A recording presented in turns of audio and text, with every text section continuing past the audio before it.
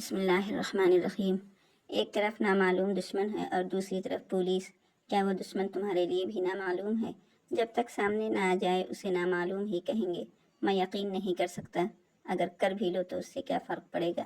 عمران نے مایوسانہ انداز میں کہا، میری سمجھ میں نہیں آتا کہ تمہارے ساتھ کیسا برتاؤ کیا جائے۔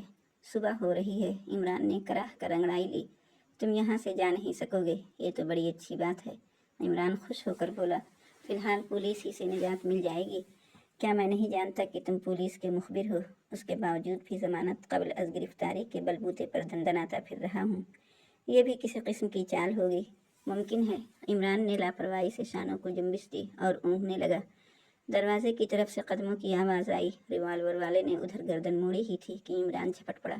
ریوالور اس طرح اس کے ہاتھ سے نکل کر دور جا گرا جیسے وہ اس کی گرفت میں ہونے کی بجائے خلا میں جھولتا رہا ہو۔ عمران اس کی چھاتی پر سوار تھا۔ دفتن وہ چیخا، لیزو، ریوالور!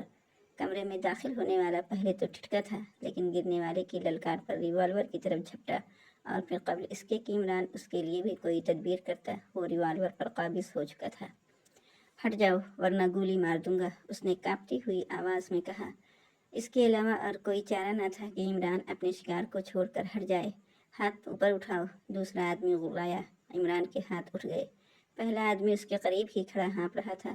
چند لمحے وہ دانت پر دانت جمائے عمران کو گھورتا رہا، پھر دوسرے آدمی سے بولا، اسے اندر لے چلو۔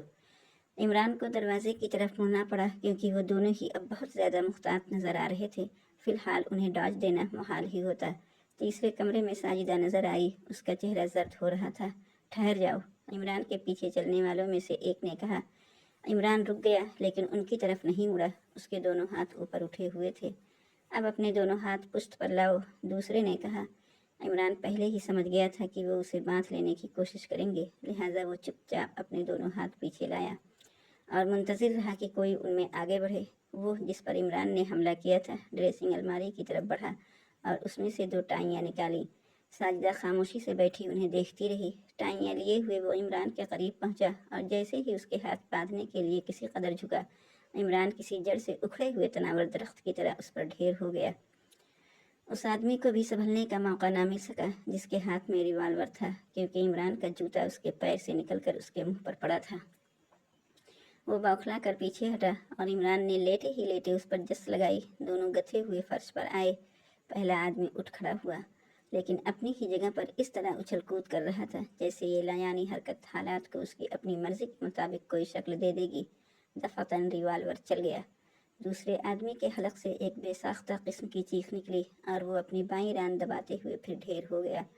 عمران ریوالور والے ہاتھ پر پوری قوت صرف کر رہا تھا۔ بالآخر وہ اسے اس کے ہاتھ سے نکال دینے میں کامیاب ہو گیا۔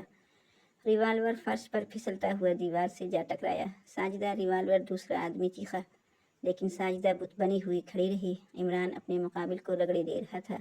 پہلا آدمی اسی طرح کراہتا اور چیختا رہا۔ وہ بائیں کہنی فرش پر ٹیک کر اٹھنا چاہتا اور پھر ڈھیر ہو جاتا۔ اس کی ران سے خون ابل ابل کر فرش پر پھیل رہا تھا۔ اب عمران کے دونوں ہاتھ اپنے دوسرے شکار کی گردن پر تھے اور وہ مخصوص اسٹائل میں اپنی گرفت بتدریج تنگ کرتا جا رہا تھا۔ آخر کار اس کے ہاتھ پیر ڈھیلے پڑ گئے اور وہ بے حس و حرکت ہو گیا۔ مار ڈالا؟ تم نے اسے مار ڈالا؟ ساجدہ بوکھلا کر آگے بڑھتی ہوئی بولی۔ ایسی قسمت کہاں کہ کوئی میرے ہاتھوں مر سکے۔ عمران نے اسے چھوڑ کر اٹھتے ہوئے کہا، صرف بے ہوش ہو گیا ہے۔ اور وہ ساجدہ زخمی کی طرف انگلی اٹھا کر بولی، وہ میرا کارنامہ نہیں ہے، یہ اپنے ساتھی کے ہاتھوں زخمی ہوا ہے، اس لیے میں کہہ سکتا ہوں۔ اور اب کیا ہوگا؟ وہ مستربانہ انداز میں بولی، بہتر یہی ہے کہ اب تم میرے ساتھ چلو۔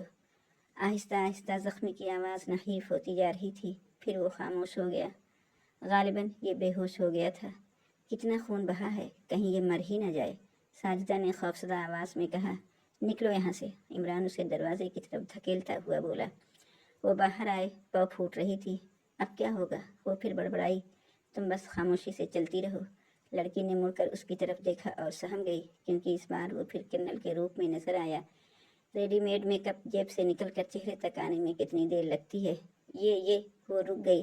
چلتی رہو، فکر نہ کرو، یہ پولیس سے بچنے کے لیے ہے، میری نگرانی ہو رہی ہے۔ کچھ دور چلنے کے بعد ایک ٹیکسی مل گئی۔ عمران نے اسے رکنے کا اشارہ کیا۔ ہم کہاں جائیں گے؟ ارے اب چپ بھی رہو افلاطون کی خالہ، इमरान दांत पीस कर किलकिलाया। अंदाज दकियानूसी बूढ़ियों का सा था।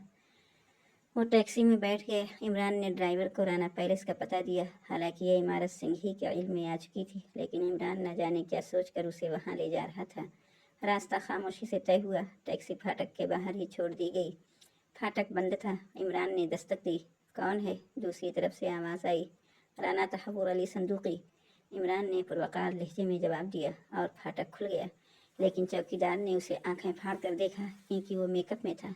ये देखो नालायक, इमरान ने मसनूई नाक चेहरे से अलग करते हुए कहा। जी सरकार। चौकीदार झुककर आदाब बजा लाता हुआ हकलाया। वो आगे बढ़े।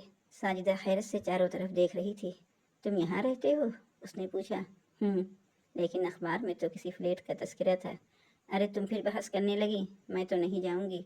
हरचंद की तुम्हारी अंजुमन कोई गैर कानूनी काम नहीं करती, लेकिन अब वो लोग तुम्हें जिंदा नहीं छोड़ेंगे। वो खामोश खड़ी रही। इमरान उसकी आंखों में देखता हुआ मुस्कुराया और उसकी पलकें झुक गईं। दफतन फाटक की जानिब से शोर की आवाज़ आई और इमरान चौंक कर मुड़ा। चौकीदार फाटक को बंद रखने के लिए उस पर पीला पड़ रहा था। ऐसा मालूम हो रहा था जैसे दूसरी तरफ से भी फाटक पर जोर सर्फ किया जा रहा हो। इमरान ने मुतहय्यराना अंदाज में पलकें झपकाईं। चौकीदार का रवैया गैर मामूली था। क्या बात है? कौन है? इमरान ने उसे आवाज़ दी। वो ज़बरदस्ती अंदर घुसना चाहते हैं जनाब। चौकीदार की हाँफती हुई सी आवाज़ आई। मेरी ताकत जवाब दे रही है। ओह साजिदा, इमरान का बाजू पकड़ती हुई बोली। कहीं वही ना हो। इमरान कुछ कहे बगैर दरवाजे की तरफ झपटा और ख़ुद भी चौकीदार के साथ फाटक को दबाए रखने की जिद्दोजहद शुरू कर दी। फिर सोचा क्या हिमाकत है, खुद भी सोचे समझे बगैर लग पड़े। कौन है? उसने गुर्राई हुई सी बुलंद आवाज़ में पूछा। अल्लाह के नाम पर बाबा, बाहर से आवाज़ आई। हद तेरी की। इमरान ढीला पड़ गया और चौकीदार को इस तरह घूर कर देखा जैसे कच्चा चबा जाएगा। फाटक खुला और वो दोनों अंदर घुस आए। दो लहीम शहीम फ़कीर, जिनके सर मुड़े हुए थे और जिस्म पर गिरी कफनियाँ थीं, कमर से घंटे लटक रहे थे। उन्होंने इमरान के सामने खड़े होकर हिलना शुरू कर दिया। एक मुट्ठी दे दे दम दमादम, प्लीज़ प्लीज़, इमरान हाथ उठाकर बोला।